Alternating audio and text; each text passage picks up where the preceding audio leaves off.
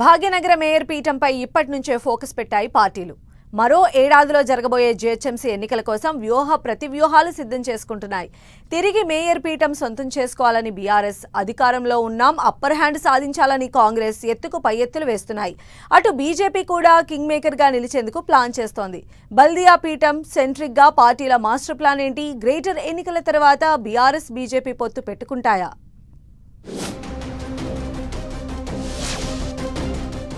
Hyderabad mayor పీఠంపై పార్టీల గురి.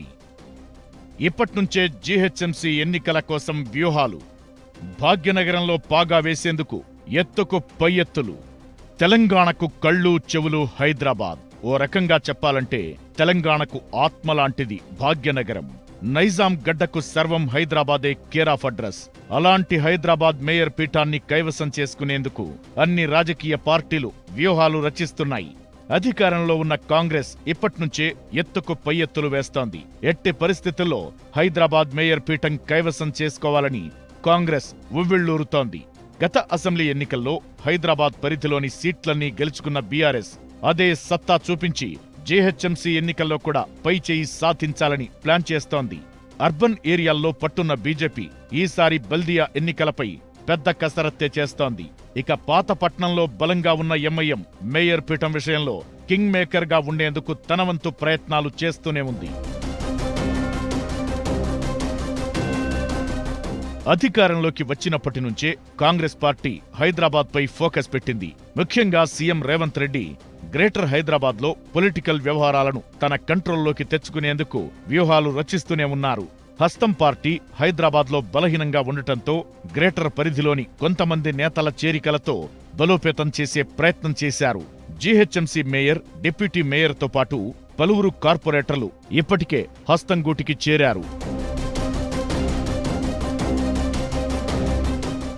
Mayor పీఠాన్ని దృష్టిలో పెట్టుకుని హైదరాబాద్ డెవలప్మెంట్ పై ఫోకస్ పెట్టారు సీఎం రేవంత్. బడ్జెట్లో ప్రత్యేకంగా 10,000 కోట్లు కేటాయించి మూసీ సుందరీకరణ వంటి అంశాలతో ముందుకెళుతున్నారు. మరోవైపు పొలిటికల్ గా కూడా ఆచితూచి వ్యవహరిస్తున్నారు. హైదరాబాద్ లో ఎంఐఎం సపోర్ట్ లేనిదే వర్కౌట్ అయ్యే పని కాదనే ఆలోచనతో వారితో సఖ్యతగా ఉంటున్నారు. ఎంఐఎంతో కలుపుకుని వెళ్లే దిశగా అడుగులు వేస్తున్నారు. ఇప్పటికే పార్టీ క్యాడర్ను కూడా అప్రమత్తం చేసే దిశగా పీసీసీ చీఫ్ మహేష్ గౌడ్ వరుస సమీక్షలు చేస్తున్నారు. గ్రేటర్ హైదరాబాద్ లో మొత్తం 150 డివిజన్లకు గాను 40 డివిజన్లకు పైగా ఓల్డ్ సిటీలోనే ఉంటాయి. ఇవన్నీ కూడా ఎంఐఎంకు కంచుకోటగా ఉంటాయి. మ్యాజిక్ ఫిగర్ 75ను అందుకోవాలంటే కాస్త కష్టమయ్యే పని. అందుకే అవసరమైతే ఎన్నికల ఫలితాల తరువాత ఎంఐఎంతో కలిసినా సరే మేయర్ పీఠం దక్కించుకోవాలని కాంగ్రెస్ గట్టి కసరత్తు చేస్తోంది. ఇక రాష్ట్రంలో ప్రతిపక్ష పార్టీలైన బీఆర్ఎస్, బీజేపీ కూడా ప్రతివ్యూహాలకు పదును పెడుతున్నాయి. గత అసెంబ్లీ ఎన్నికల్లో గ్రేటర్ పరిధిలోని ఎమ్మెల్యే స్థానాలన్నింటినీ బీఆర్ఎస్ కైవసం చేసుకుంది. బీఆర్ఎస్ అధికారంలో ఉన్నప్పుడు హైదరాబాద్ బ్రాండ్ ఇమేజ్ కు అధిక ప్రాధాన్యత ఇవ్వడంతో నగర ఓటర్లు ఖచ్చితంగా తమ వైపే ఉంటారని ఆశలు పెట్టుకుంటోంది.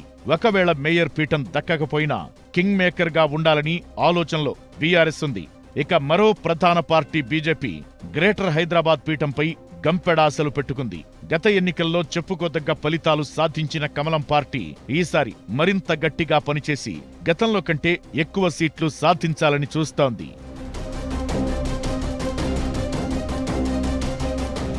జీహెచ్ఎంసీ ఎన్నికల్లో ఏ పార్టీకి మ్యాజిక్ ఫిగర్ సీట్లు రాకపోతే మేయర్ పీఠం విషయంలో హంగ్ తప్పనిసరి. అప్పుడు కాంగ్రెస్, ఎంఐఎం ఒకటైతే అనివార్యమైతే బీఆర్ఎస్, బీజేపీ చేతులు కలిపే అవకాశం లేకపోలేదనే చర్చ పొలిటికల్ సర్కిల్స్ లో జరుగుతోంది.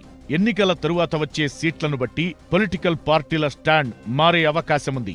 ఇప్పటికైతే కాంగ్రెస్, ఎంఐఎం ఒకే దారిలో నడుస్తున్నాయి. ప్రస్తుతం రాష్ట్రంలో ఎడమొహం పెడమొహంగా ఉన్న బీఆర్ఎస్, బీజేపీలు జీహెచ్ఎంసీ ఎన్నికల ఫలితాల తరువాత హంగ్ వస్తే మాత్రం మేయర్ పీఠం కోసం ఒకటి కాక తప్పదన్న చర్చ జరుగుతోంది. చూడాలి మరి మేయర్ పీఠం దక్కించుకునే విషయంలో ఏ పార్టీ అప్పర్ హ్యాండ్ సాధిస్తుందనేది.